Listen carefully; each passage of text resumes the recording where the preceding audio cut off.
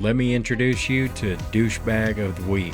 This piece of he's a CEO from Poland. He steals the hat from this kid.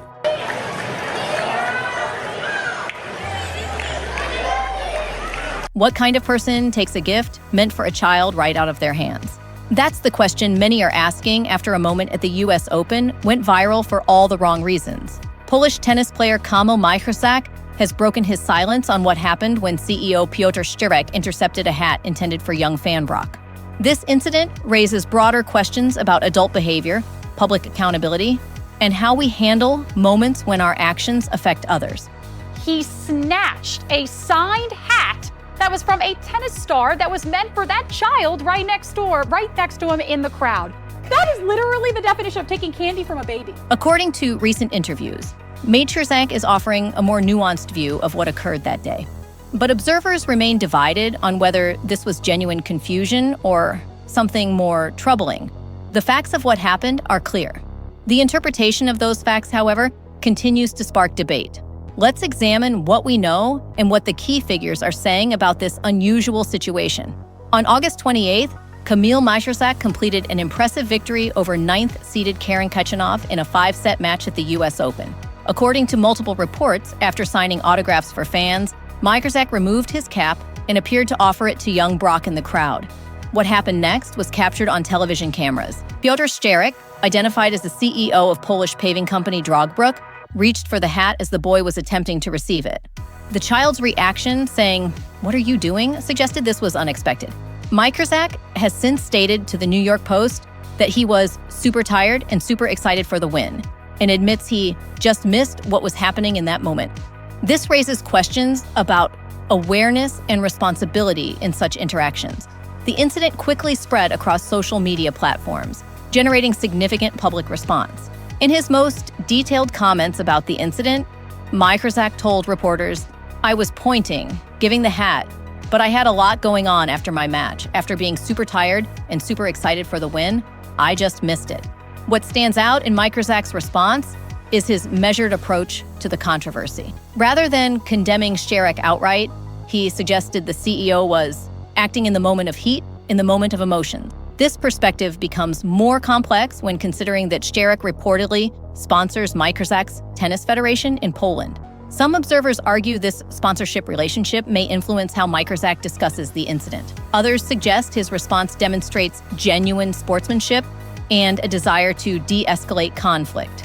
Majchrzak described the situation as some kind of confusion, though video evidence shows the interaction appeared quite deliberate to many viewers.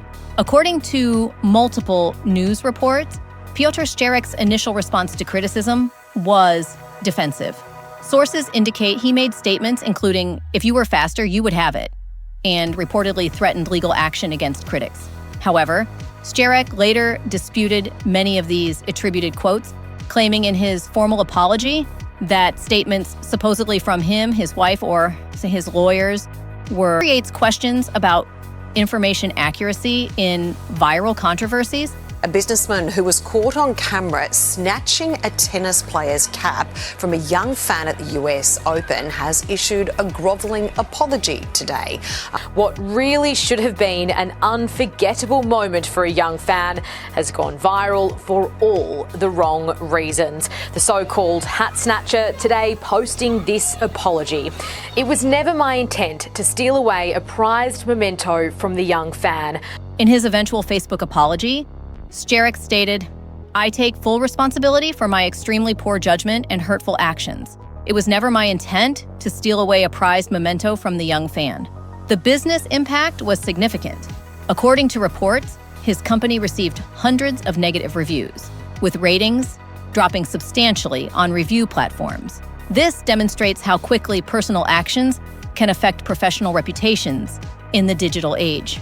To his credit, Majchrzak took the initiative to address the situation. He used social media to locate Brock and his family, eventually meeting with them to provide replacement memorabilia and create a positive experience for the young fan. According to Majchrzak, he facilitated contact between Szczerek and Brock's family so the CEO could apologize directly.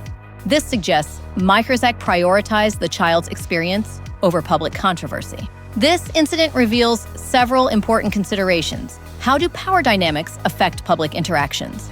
What responsibilities do adults have when children are involved? And how should we balance forgiveness with accountability? The response also highlights how social media can both amplify problems and facilitate solutions. The same platforms that spread criticism helped reunite Majchrzak with Brock. So what's the real story here?